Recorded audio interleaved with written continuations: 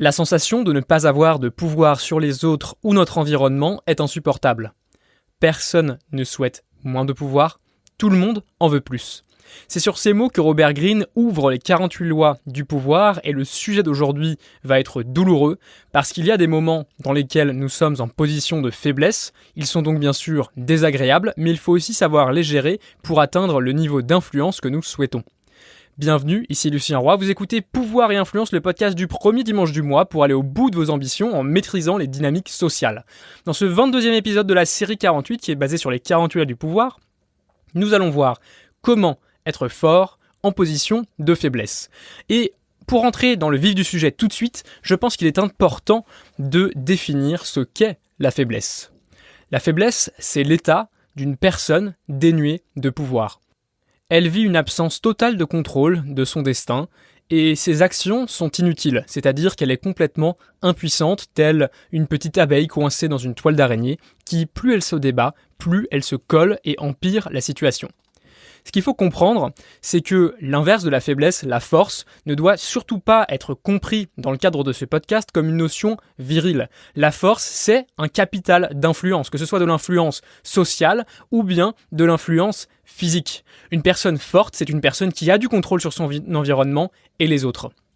Et pour tout de suite renverser la définition, la victime qui nous prend par les sentiments n'est pas faible. Elle impacte son environnement et modifie le comportement des autres. De la même manière, nous avions déjà pris l'exemple du SDF qui, par sa démarche, qui, par ses mouvements erratiques, pouvait faire changer les gens de trottoir. Il a également du pouvoir. Maintenant, le souci qu'on avait vu avec cet exemple, c'est qu'il a du pouvoir, mais il ne le dirige pas vers lui. Et c'est bien ça aussi un des impacts de la faiblesse, c'est que même si on fait quelque chose, même si on peut avoir de l'impact, finalement, on n'en retire rien.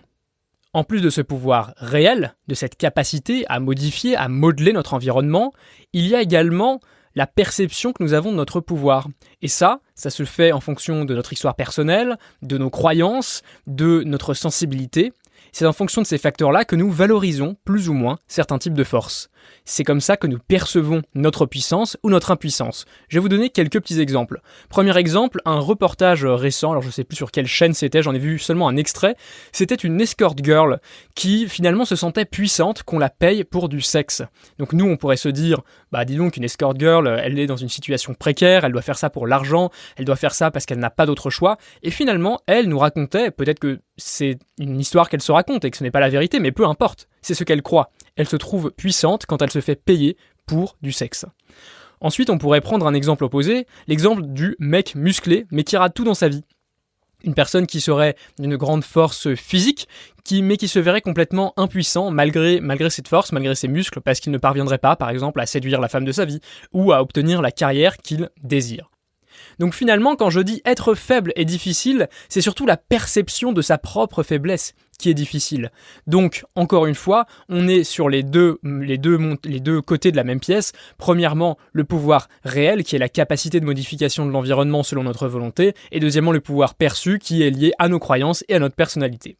Nous partirons du principe que l'individu a une perception juste de son niveau de pouvoir. Ça va éviter de dire à chaque fois que je vais donner un conseil, que je vais essayer de décrypter une situation, que la solution serait simplement de changer sa perception de lui-même, de faire un petit peu de développement personnel et à bracadabra, tous les problèmes seraient résolus. Maintenant, peut-être que certains d'entre vous se demandent quelle est l'utilité de gérer la faiblesse quand finalement nous sommes dans une quête d'influence. Et la réponse est simple et directe. On commence toujours en bas de l'échelle. Et même quand on a de l'expérience, on peut toujours se retrouver contre plus fort que soi. Il faut aussi se rendre compte que le pouvoir est une question relative, puisqu'évidemment, le maire est le plus puissant de son village, et puis quand il rencontre un préfet, tout d'un coup, il devient faible, et puis s'il rencontrait le président de la République, ce serait encore pire. Donc on voit aussi qu'il y a une notion relative par rapport aux gens qui sont autour de nous. Ce qu'on va voir ensemble, on va le traiter comme d'habitude en deux parties. Premièrement, on verra pourquoi c'est difficile d'être faible et pourquoi tout le monde souhaite en sortir. Parce que finalement, on pourrait dire que c'est pas si évident que ça, qu'on pourrait désirer être faible pour qu'on nous laisse tranquille, par exemple. La deuxième partie, ce sera comment devenir fort quand on est faible. Juste avant de commencer, Bien entendu, comme d'habitude, je vous fais ce petit rappel, n'oubliez pas de mettre 5 étoiles à ce podcast sur iTunes et à me dire ce que vous en avez pensé, ça m'encourage à continuer et puis ça permettra à d'autres personnes de découvrir le podcast. Donc on rentre tout de suite dans la première partie.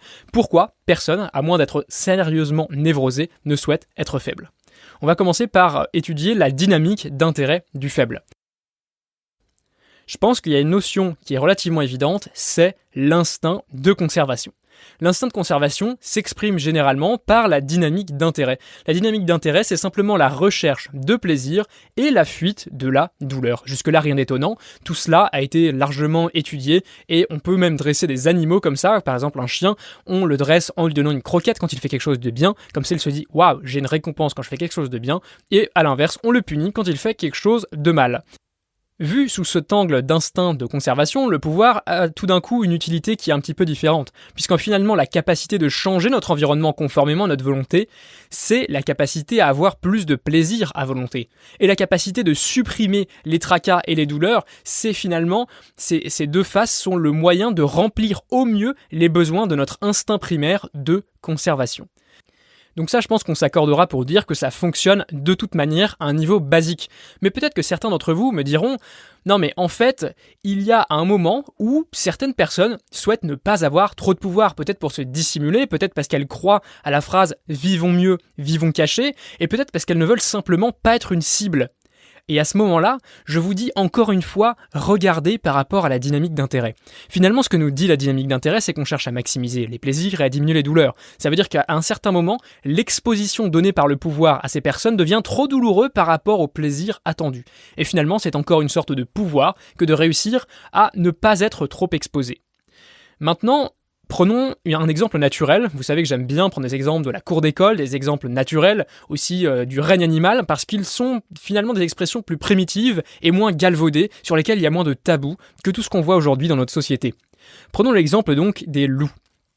Dans les loups, il y a bien sûr le loup alpha, le loup bêta et les loups oméga. Le loup oméga, c'est un loup qui est maigre et soumis. Il est volontairement affamé par les autres pour être un bon chasseur, puisqu'en fait, un petit peu comme les humains, les loups, quand ils sont affamés, ont un meilleur flair, ils sont plus féroces, etc. Et donc, ils sont meilleurs chasseurs quand ils sont affamés. Mais bon, évidemment, quand on est un mâle alpha, on n'a pas envie de se laisser affamer, donc on laisse un petit serviteur se faire affamer.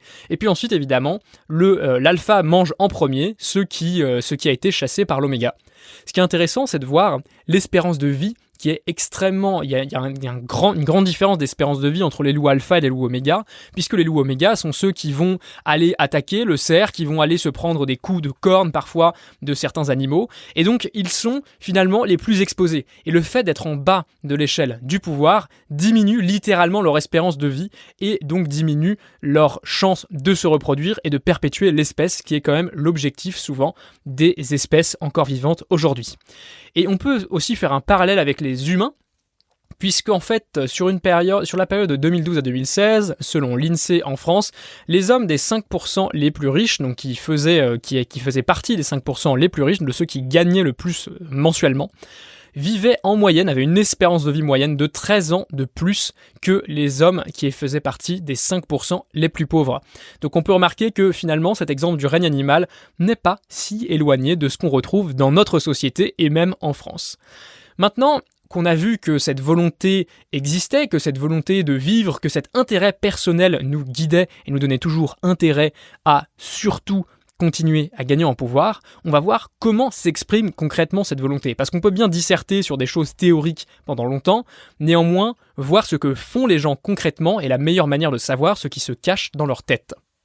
Et là, j'ai envie que nous partions d'un postulat avec lequel vous ne serez peut-être pas d'accord, mais dont j'espère vous convaincre à la fin de cette partie, c'est que toute action humaine est un prétexte à la conquête de pouvoir et d'influence. Est-ce que ce serait pas un peu trop cynique ? Laissez-moi vous montrer. Et je pense que maintenant que vous êtes déjà arrivé à l'épisode 22 du podcast, vous commencez à savoir au fil des épisodes que la réalité est bien souvent cynique. Commençons par quelques exemples. Au niveau macroéconomique, pourquoi est-ce qu'on a besoin d'avoir de bonnes écoles dans un pays ? D'abord parce que ça augmente la richesse, mais aussi ça diminue la violence et favorise le commerce qui favorise à son tour qui est favorisé par la confiance que les individus ont entre eux. Et cette fois-ci, encore une fois, ça augmente la richesse.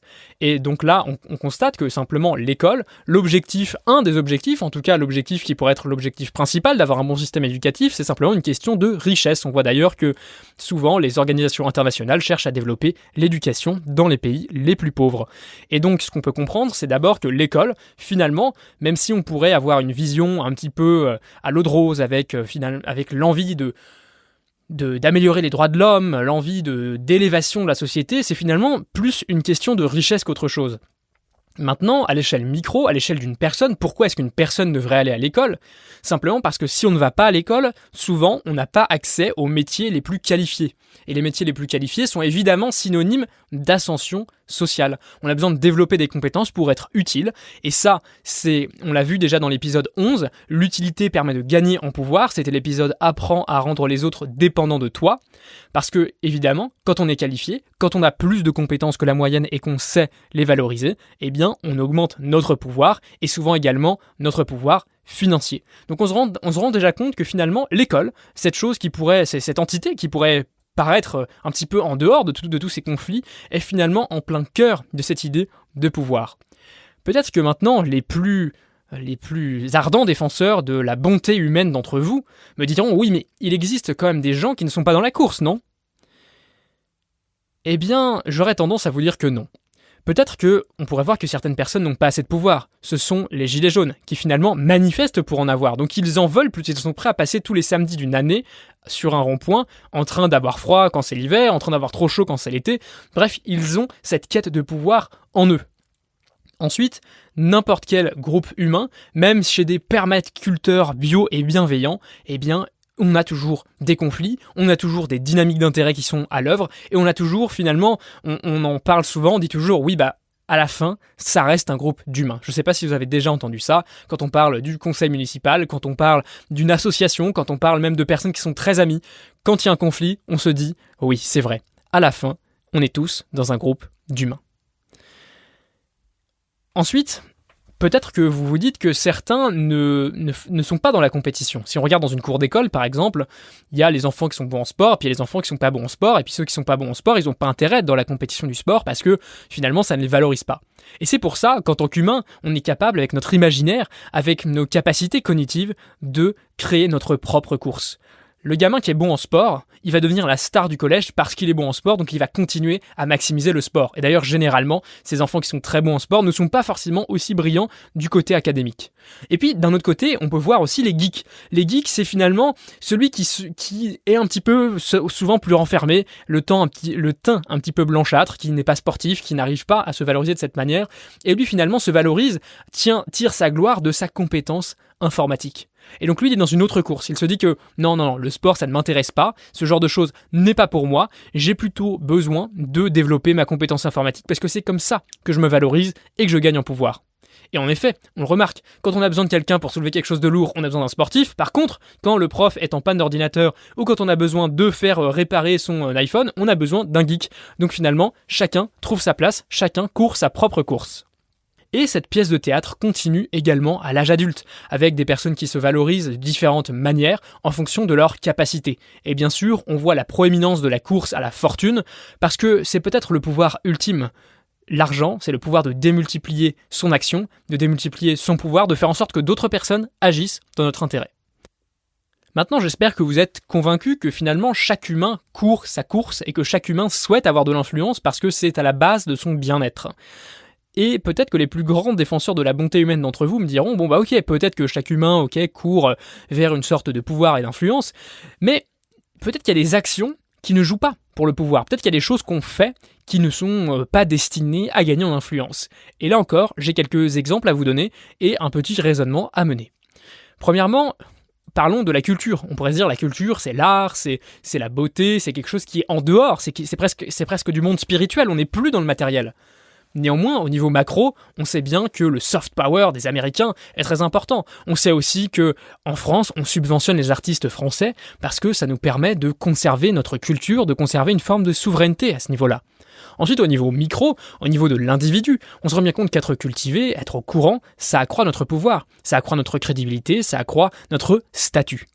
Maintenant, un autre exemple, le bénévolat. Le bénévolat, c'est quelque chose où on pourrait se dire, bon bah là, franchement, c'est quelqu'un qui passe du temps pour faire des choses, qui ne lui rapporte pas d'argent, enfin c'est quelque chose qui est complètement dénué d'intérêt. Néanmoins, le bénévolat est généralement suivi de l'acquisition de statut. On les voit, ces étudiants qui font du bénévolat parce qu'il faut bien avoir quelque chose sur le CV. On les voit également, ces personnes qui postent des photos de leur voyage en Afrique humanitaire sur tout leur salon. À votre avis, pourquoi le font-ils ? Pourquoi sont-ils allés en Afrique ? Peut-être qu'ils ont aussi des volontés positives, peut-être qu'ils ont aussi des choses, des motifs qui sont moins sombres. Néanmoins, le fait de le montrer comme ça sur leur mur, ça prouve bien une chose, c'est qu'il y a une acquisition de pouvoir, c'est qu'il y a une manière de se mettre en valeur. Et finalement, ce que je tends à penser, c'est qu'on ne peut pas échapper à cette dynamique qui, même bien souvent, est inconsciente. Les plus déterminés d'entre vous, après j'aurai terminé avec vous, les plus déterminés, vous pourrez quitter ce podcast, j'aurai plus d'arguments à vous donner, plus d'exemples à vous donner, puisque bon, les exemples ne sont pas non plus exactement des arguments. On pourrait se dire que quelqu'un qui vit en ermite ne souhaite pas augmenter son pouvoir, au contraire, il souhaite vivre reclus, vivre seul, vivre dans une paix totale qui correspond mieux à ses besoins. Et là, par rapport à la définition que j'ai donnée en introduction, on se rend tout de suite compte que la vie en ermite est finalement peut-être l'apogée de la quête de pouvoir. Puisque on veut, tout d'un coup, augmenter notre capacité de contrôle de notre environnement au maximum d'une manière radicale. On veut choisir de cultiver nous-mêmes nos légumes. On ne veut plus dépendre de personne, on veut nous-mêmes impacter notre environnement. C'était exactement la définition du pouvoir et de l'influence que j'avais donnée. C'est la capacité à modifier son environnement et également à influencer les autres. Et là, on se rend compte que quelqu'un qui vit en ermite est finalement une personne qui crée sa course et qui cherche à gagner sa course au pouvoir en ayant le maximum d'influence sur son environnement. Donc à la suite de cette partie, nous avons vu que nous sommes en permanente recherche d'une augmentation de contrôle. C'est pour ça que vous êtes en ce moment en train d'écouter ce podcast, parce que vous cherchez à augmenter votre contrôle de votre vie à un certain niveau, peut-être à avoir être plus convaincant, avoir plus d'influence. Et moi, c'est pareil, je crée ce podcast pour une raison qui est totalement égoïste. Je cherche à m'améliorer, je cherche à gagner de la compétence par rapport à ça, et puis également à gagner des gens qui vont m'écouter et qui potentiellement me feront confiance à l'avenir. Avant de rentrer dans la deuxième partie, c'est le moment de vous rappeler de mettre 5 étoiles au podcast. Là aussi, encore une fois, d'une manière complètement égoïste pour moi, pour me permettre de gagner en influence sur ce podcast et permettre d'avoir plus de gens qui vont l'écouter. Et puis pour vous, c'est une manière aussi d'appartenir à la communauté et de faire en sorte de militer pour que les gens comprennent enfin le pouvoir et pour qu'il n'y ait pas que les politiques, pour qu'il n'y ait pas que les personnes qui ont été formées pour ça ou qui ont été éduquées pour ça depuis leur tendre enfance qui puissent se débrouiller. On veut pouvoir distribuer ce pouvoir à tout le monde et que chaque personne qui souhaite pouvoir en gagner puisse le faire. Parce que ça mène une société plus heureuse, parce que ça nourrit mieux nos besoins personnels. Dans la deuxième partie, on va voir comment ne pas rester faible. On a vu maintenant qu'on avait envie d'être fort, et maintenant il s'agit de se dire, bon bah maintenant, ok, je sais qu'on a toujours cette envie d'être plus fort, comment faire quand je suis déjà faible ? On commencera par voir pourquoi battre en retraite nous permet bien souvent de gagner en pouvoir, et puis ensuite, on parlera de comment bien le faire. Une fois que vous serez convaincu qu'il faut battre en retraite par moment, on verra quelles sont les étapes à bien suivre pour pouvoir mieux battre en retraite. On pourrait donc se dire qu'il serait souhaitable d'avoir une augmentation constante de notre pouvoir, mais malheureusement, comme beaucoup de choses dans la vie, ce n'est pas un long fleuve tranquille, ce n'est pas une ligne droite, il y a bien plus de virages que ça. Et la raison est simple, chaque combat est coûteux en ressources, et ce, même si on gagne. Parce que on se doute bien que si chacun veut gagner en pouvoir, si chacun veut pouvoir mieux influencer son environnement, ça implique qu'il y a une sorte de concours, qu'il y a une sorte de compétition pour pouvoir atteindre ce niveau d'influence. Et donc, il y a une forme de combat, et ce combat est coûteux en ressources. Je vais vous donner un petit exemple, encore une fois naturel. Imaginez 2 lions qui se battent. Les lions donc s'écharpent, ils rugissent, ils se griffent, ils se roulent dans la poussière. Et finalement sort un vainqueur et un vaincu. Le vainqueur, il est fatigué, il est sale, il est blessé, il est peut-être à bout de force. Le vaincu, quant à lui, il est complètement détruit, peut-être même qu'il est mort. Néanmoins, on constate que chacun de ces 2 lions vient de perdre énormément en pouvoir. S'il est laissé tranquille, le lion vainqueur pourra regagner son statut, pourra même l'avoir augmenté par ce combat, mais il devra passer par une phase de récupération. Le vaincu, quant à lui, ne s'en remettra probablement jamais. Il aura peut-être perdu son statut pour toujours. Il y a 2 conclusions à tirer de cet exemple, de ce combat animal. Premièrement, c'est qu'on ne doit jamais engager une lutte perdue d'avance. Parce qu'une lutte perdue d'avance, on finit par être vaincu et on finit par être détruit. Ça veut dire une chose. Tant que vous n'êtes pas assez fort, battez en retraite. Ne cherchez pas à titiller les autres, cherchez plutôt à vous renforcer. Tant que vous n'êtes pas en mesure d'aller à la compétition, entraînez-vous. C'est pour ça qu'il n'y a pas d'athlètes olympiques qui ne s'entraînent pas. On n'envoie pas des amateurs aux Jeux Olympiques tout simplement parce que ça n'aurait pas d'intérêt. Imaginez Usain Bolt contre ses adversaires qui s'entraînaient, il semblait souvent bien au-dessus de la mêlée, mais imaginez s'il était contre moi ou contre vous. Ce serait même pas intéressant parce que nous, on arriverait 5 minutes après lui. Ensuite, la deuxième conclusion à tirer, c'est concentrer vos forces. Si vous êtes certain de gagner un combat, on pourrait se dire « Ah bah, super, il faut forcément y aller ». Néanmoins, on vient de voir dans l'exemple précédent que même le vainqueur sortait fatigué, sortait blessé, sortait avec une baisse de pouvoir. Donc même si on est certain de gagner en combat, si il ne nous avance pas suffisamment vers notre cause pour mériter de nous fatiguer à ce point-là, il ne faut pas y aller. Et on s'en rend bien compte avec les stratégies d'entreprise pour allouer les finances et les investissements. Peut-être qu'Apple pourrait créer la prochaine trottinette électrique qui marche le mieux au monde parce qu'ils ont plein de contacts, ils sont en mesure de développer une distribution très rapide et ils ont déjà des fans. Néanmoins, ils se concentrent sur d'autres aspects comme sur des ordinateurs, des téléphones portables ou des montres connectées parce qu'ils ne peuvent pas se concentrer partout. On ne peut pas être dans toutes les batailles. Donc si vous voulez gagner des batailles, premièrement, ne vous engagez jamais dans une lutte perdue d'avance et deuxièmement, surtout, concentrez vos forces. Une fois que j'ai énoncé ces 2 règles, on se rend tout de suite mieux compte de l'intérêt de battre en retraite, qui peut bien souvent nous sauver la peau. Néanmoins, on peut se dire, mais attends, moi je ne veux pas battre en retraite, je ne veux pas passer pour un faible. Et justement, ne pas passer pour un faible, ça fait partie des 2 erreurs qui vous empêchent de perdre davantage et du coup de gagner en pouvoir et en influence. Il y a 2 éléments qui nous empêchent en tant qu'humains de ces 2 biais cognitifs finalement, qui nous empêchent de battre en retraite quand il le faudrait et qui du coup nous font perdre en influence. Le premier élément qui nous empêche, c'est l'ego. L'ego, c'est ce qui va nous empêcher d'être honnête avec nous-mêmes, qui va nous empêcher de nous dire « oui, aujourd'hui ». Même si ça fait aussi mal de l'admettre. Je suis plus faible, donc je ne dois pas me battre. L'ego, c'est aussi parfois celui qui peut être provoqué, qui veut s'emporter, qui veut enfin battre son ennemi, le vaincre, qui veut montrer son pouvoir.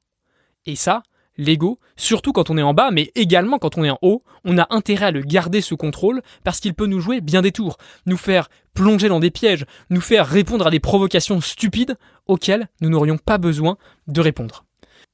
Cet ego, c'est très très important de le travailler. Je pense que il y a 2 méthodes pour le développer. La première, c'est évidemment de travailler sur vous-même. Tout ça, on en parle sur le blog riche de temps, riche-de-temps.fr. Je vous laisserai découvrir ça, c'est pas l'objet de ce podcast-là.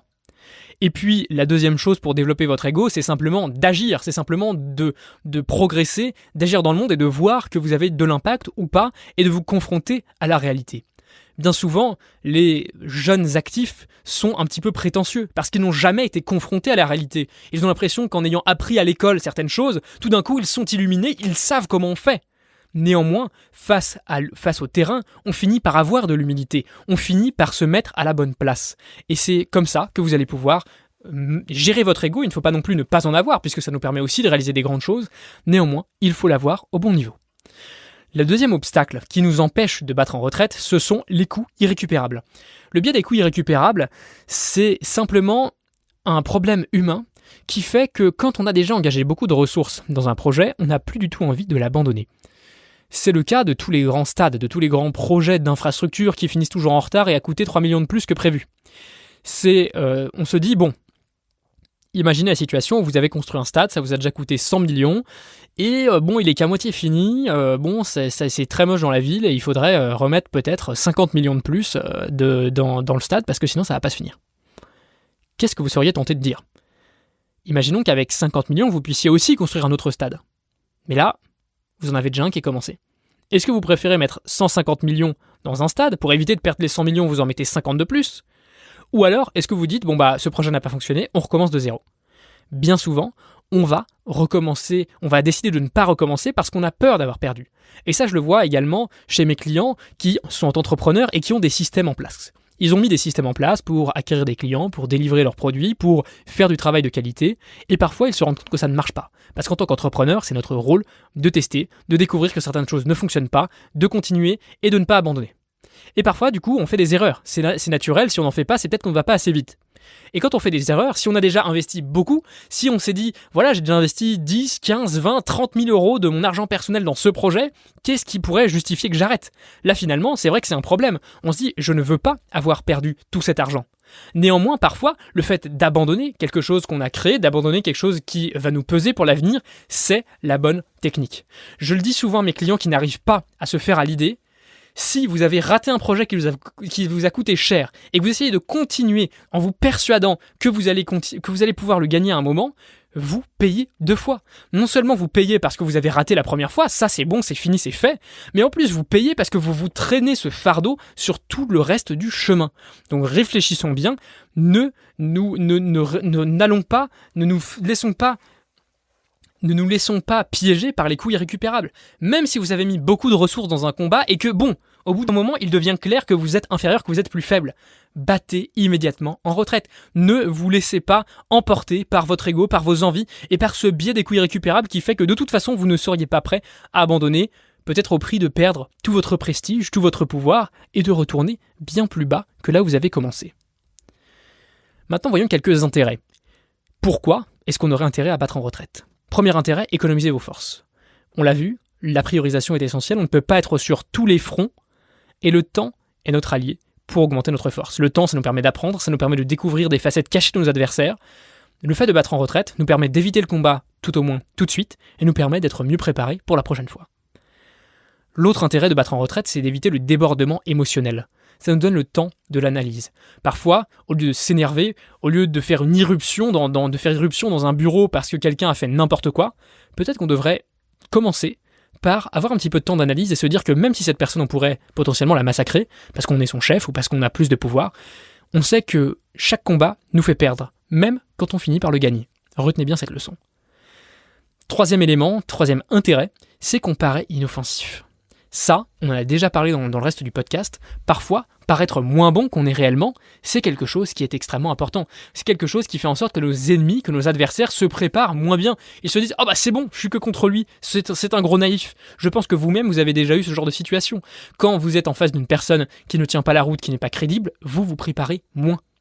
Imaginez un instant que cette personne ait fait semblant, qu'elle soit en réalité extrêmement préparée, un tueur aux griffes acérées, et que vous soyez laissé prendre. Vous arriverez sous-préparé, il va vous déplumer. Donc retenez bien que si vous voulez pouvoir faire des coups en douce, si vous pouvez pouvoir progresser sous le radar, il va peut-être falloir passer pour quelqu'un de moins compétent que vous n'êtes réellement. Pour ça, je vous invite à écouter un des précédents épisodes du podcast Pouvoir et Influence, qui est titré quelque chose comme « Paraissez toujours plus bête que vous n'êtes réellement ». Et là-dessus, pour conclure cette partie sur l'intérêt de battre en retraite, j'ai envie de parler de l'exemple très célèbre de Giordano Bruno et de Galilée. Vous savez bien que ces deux scientifiques, ces deux astronomes, ont eu des fins bien différentes. La première, les deux ont vécu à une époque qui était assez proche et donc pendant laquelle l'Église avait un grand pouvoir. Donc évidemment, quand un trouble fait vient dire qu'en réalité, la Terre n'est pas le centre du monde, n'est pas le centre de l'univers, que le Soleil ne tourne pas autour de la Terre, mais que c'est peut-être l'inverse, forcément, il y a des gens à qui ça ne plaît pas. On sait bien que Giordano Bruno a maintenu ses positions jusqu'à la mort finalement parce qu'il a été condamné à mort. On lui a dit soit vous renoncez à ce que vous avez dit, soit vous vous dites que vous étiez fou et puis on vous laisse tranquille, soit vous ne renoncez pas à dire que la Terre n'est pas le centre de l'univers et à ce moment-là, au bûcher. Qu'est-ce qui s'est passé ? Il a refusé de se dédire et il a fini au bûcher. En parallèle, on a Galilée, on lui a proposé exactement la même chose. Sauf que lui a fini par dire « Ah oui, je suis désolé, j'étais complètement fou à ce moment-là, j'ai été sous l'emprise d'autres choses, je n'ai pas bien calculé, j'ai tout raté, vous avez raison, la Terre est bien le centre de l'univers. » Résultat, je pense que Galilée aujourd'hui a eu plus d'impact, il a pu continuer ses recherches, il a pu finalement faire gagner ses idées avec le temps. Et s'il avait été mis au bûcher, est-ce qu'il nous aurait laissé un si grand héritage ? Rien n'est moins sûr. Donc maintenant qu'on a vu qu'il était important de savoir battre en retraite, on va voir comment faire. Comment faire pour battre en retraite efficacement ? La première chose à savoir, c'est que battre en retraite n'est intéressant que si c'est pour rebondir. Comme un animal qui fait le mort, le but ce n'est pas réellement de mourir, c'est de se relever et de courir. Donc il y a des règles à respecter et des pièges à éviter pour non seulement bien battre en retraite et ne pas se faire laminer par le puissant, et puis deuxièmement, pour ne pas juste rester au sol, parce que nous verrons qu'il y a quelques paradoxes à régler pour pouvoir rebondir.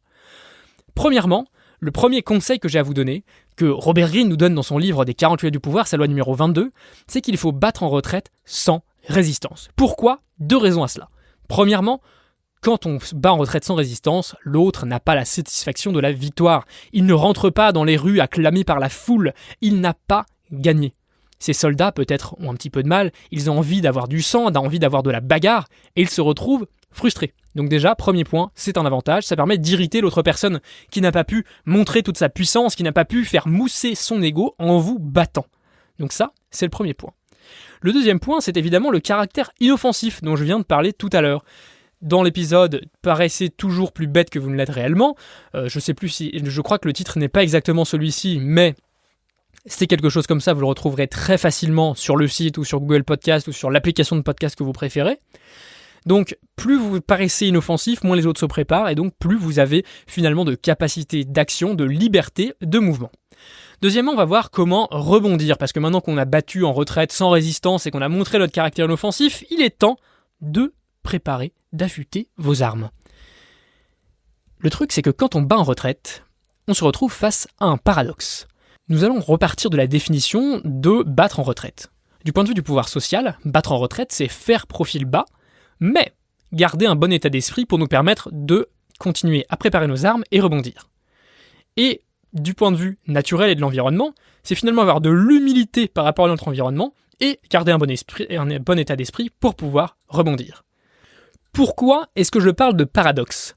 Tout simplement parce que faire profil bas est difficile, on l'a vu déjà du point de vue de l'ego, mais c'est également coûteux. Pourquoi ? Parce qu'il y a un lien entre le mental et le corps, mais il y a également un lien entre le corps et le mental. Et fatalement, quand vous faites profil bas, quand vous vous montrez plus faible que vous n'êtes réellement, vous adoptez la gestuelle de la personne qui est faible. Vous adoptez la gestuelle du perdant.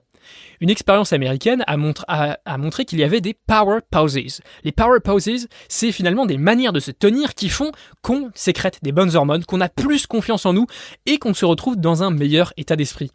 Donc vous imaginez bien que les postures un peu recroquevillées, un peu les épaules en avant, un peu pour montrer qu'on a perdu et faire en sorte de bien montrer à l'autre qu'il est supérieur, sont des postures qui nous rendent faibles mentalement. Physiologiquement, notre corps nous dit « tu es faible ». Et donc ça, forcément, c'est un message qui va nous empêcher, qui va nous rendre plus difficile le fait de se préparer, de continuer à être combattant, de continuer à garder un bon état d'esprit. A l'inverse, dans cette expérience, on a également fait des expériences sur les power poses, donc sur les poses qui nous permettent de nous sentir plus en pouvoir, mieux. C'est par exemple de mettre les mains sur les hanches et de bomber un petit peu le torse. Faites ça pendant 5 minutes, vous verrez, vous vous sentirez mieux. Également, on a vu que forcer un sourire, donc vous forcez un sourire avec les muscles de votre visage alors que vous êtes malheureux, ça va induire automatiquement une réponse de plus de bonheur chez vous. Vous pouvez tester. Alors, c'est pas la technique du siècle pour battre la dépression. Néanmoins, rendez-vous compte. Si vous commencez à sourire, à mettre un crayon dans votre bouche tout simplement, vous allez vous rendre compte que tout d'un coup, vous allez être un petit peu plus joyeux simplement parce qu'il y a ce lien qui va d'abord du mental vers le corps, donc qui nous permet de montrer une tête triste quand on l'est, mais aussi du corps vers le mental. Donc faites attention parce que quand votre message physiologique est celui de la soumission, c'est à ce moment-là qu'il ne faut pas perdre vos forces et qu'il y a plutôt même intérêt à les construire. Donc on va voir ensemble comment construire vos forces, comment garder le bon état d'esprit, comment utiliser ce temps pendant lequel vous avez battu en retraite pour pouvoir réunir vos forces et pouvoir attaquer à nouveau. Premier élément, c'est l'estime de vous-même. L'estime de vous-même, je pense que le plus important à ce niveau est d'avoir plusieurs piliers. Dans votre vie, vous avez différentes zones d'activité, différents domaines de vie, comme certains les appellent. Et pour pouvoir battre en retraite dans un de ces domaines, il faut savoir qu'on est compétent dans les autres. Il faut bien savoir que quand on bat en retraite, notre cerveau perçoit ça comme une défaite, il n'est pas content. Et donc, on a besoin de se dire quand même qu'on n'est pas si mauvais que ça, parce qu'évidemment, notre cerveau n'a pas envie de penser qu'on est nul. Ça, c'est un petit peu naturel, heureusement qu'il pense comme ça. Donc, si on bat en retraite, par exemple, sur le plan professionnel, il est important qu'on puisse continuer à gagner, qu'on puisse continuer à garder notre estime de nous-mêmes, et donc qu'on puisse continuer à gagner au sport, qu'on puisse avoir une famille unie, qu'on puisse avoir ces autres choses, ces autres éléments de notre vie qui nous permet de nous sentir beaucoup mieux. Donc si vous voulez battre en retraite efficacement, veillez à bien garder une bonne estime de vous-même et ça commence aujourd'hui. Ça commence aujourd'hui en prenant soin des différentes zones de votre vie qui vont vous permettre de pouvoir battre en retraite sans avoir l'impression que toute votre vie s'effondre. Imaginez une personne pour qui son boulot c'est toute sa vie. Si elle bat en retraite une fois de son travail, elle a l'impression d'avoir perdu sur tous les plans. Alors que si vous êtes équilibré, que vous faites du sport, que vous avez des amis, que vous avez une famille, vous continuez à être bon sur d'autres domaines. Ensuite, ce qui est important, c'est d'avoir un objectif clair et de le rendre extrêmement clair par rapport à votre dynamique d'intérêt. La dynamique d'intérêt, on en a parlé tout à l'heure, c'est le fait de vouloir rechercher toujours plus de plaisir et diminuer la douleur. Votre objectif doit donc être extrêmement plaisant et très peu douloureux selon votre regard à vous. Ça, c'est très important parce que sinon, vous allez fatalement vous déconcentrer, vous allez procrastiner, vous allez vous retrouver dans des situations pas possibles et vous demander, mais mince, comment ça se fait que je n'arrive pas à agir ? Simplement parce que quand on n'est pas clair sur notre objectif, quand on ne sait pas exactement quel est notre intérêt de le réaliser, eh bien c'est difficile de continuer à être motivé. Donc d'abord définissez bien votre objectif, et puis ensuite faites une petite étude. Demandez-vous, qu'est-ce que je gagne à rester dans le statu quo, dans la situation actuelle si je n'atteins pas mon objectif ? Détaillez-moi ça. Ensuite détaillez ce que vous perdez à rester dans le statu quo. Ensuite, détaillez ce que vous gagnez à réussir votre objectif. Puis détaillez ce que vous gagnez, ce que vous perdez à réussir votre objectif. C'est très important d'être lucide sur tous ces points et ensuite de pouvoir travailler à augmenter ce que vous gagnez, ce que vous percevez gagner quand vous allez réussir votre objectif et à augmenter ce que vous percevez perdre quand vous restez dans le statu quo. Ça va vous donner un boost de motivation incroyable et vous éviter de rester au fond du trou parce que vous avez battu en retraite une fois. C'est pas la fin du monde. Il faut se relever et c'est comme ça que, en alignant votre dynamique d'intérêt, vous allez pouvoir justement faire comprendre à votre cerveau que c'est la bonne chose de continuer à se bouger, de continuer à se battre et surtout de ne pas abandonner. Ensuite, ce qu'il va falloir gérer, c'est le paradoxe entre le court terme et le long terme. Ça, je pense que toutes les structures, vous l'avez déjà remarqué dans votre travail, et toutes les structures sont face à des urgences de court terme et à des actions de long terme. Par exemple, en entreprise, on a d'abord les urgences de court terme qui sont répondre aux clients, répondre aux commandes qui sont passées maintenant, VS tout ce qui est créer des process pour accélérer toutes les futures prestations. Donc évidemment, on est dans une tension continue parce qu'on a tout le quotidien qui nous harcèle, qui nous dit qu'il faut y aller maintenant. Et puis on a aussi le long terme qui nous dit, si jamais je faisais ces process, peut-être que ensuite je serais beaucoup plus libre à court terme pour pouvoir faire plus de choses, pour pouvoir faire croître mon entreprise, mon activité. Quand on est faible, on a un avantage de ce point de vue-là, parce qu'on fait profil bas. Du coup, ça veut dire qu'on peut dépenser beaucoup moins de ressources pour le court terme, tout simplement parce qu'à court terme, de toute façon, on a perdu, de toute façon, on est vaincu. Donc maintenant, on peut se concentrer sur ce qui va nous sortir de cette situation et sur le long terme. Donc comment on fait ? Premier exemple, développer des nouvelles compétences. Si vous avez été vaincu dans votre travail, peut-être que vous avez eu des compétences qui sont obsolètes. Peut-être que vous voyez des petits jeunes là qui débarquent et qui connaissent des choses que vous ne connaissez pas. Mettez-vous à apprendre ces nouvelles compétences et connectez-les avec toute votre expérience. Comme ça, vous allez pouvoir gagner, vous allez pouvoir avoir plus de valeur aux yeux de votre employeur ou de vos clients. Ensuite, appliquez évidemment les 48 lois du pouvoir. C'est peut-être le bon moment de réécouter tous les épisodes et puis de lire le bouquin de Robert Greene qui est quand même fantastique. C'est aussi le moment de mettre une petite note 5 étoiles, mais bon, je vais pas vous le rappeler à chaque fois. Et puis ensuite, n'hésitez pas non plus, pendant ce temps, à espionner vos ennemis, à décrypter leurs intérêts, sous l'ère du défaitiste, sous l'ère de la personne qui a perdu, qui est vaincue, vous aurez plus de passe-droit parce que vous paraîtrez moins dangereux. En tout cas, ce qui est très important, et ce qui j'espère est bien passé dans cette partie, c'est de ne pas vous laisser happer par le rôle du vaincu qui ne doit rester qu'un masque, qui doit rester uniquement temporaire. Vous devez être un roseau d'extérieur, mais un chêne puissant d'intérieur qui sait ce qu'il veut, qui sait où il veut aller et qui ne se laissera pas vaincre. Il est maintenant temps de conclure sur une note un petit peu plus poétique. En position de faiblesse, retenez que la retraite vous offrira le meilleur des repos, mais ne vous endormez pas. Rassemblez vos forces, préparez patiemment votre riposte. Si cet épisode vous a plu, mettez une note 5 étoiles sur iTunes ou sur la plateforme de podcast sur laquelle vous m'écoutez. Et de mon côté, je vous retrouve dans un mois, le premier dimanche du mois, comme d'habitude. Portez-vous bien, appliquez ces règles. C'est parti.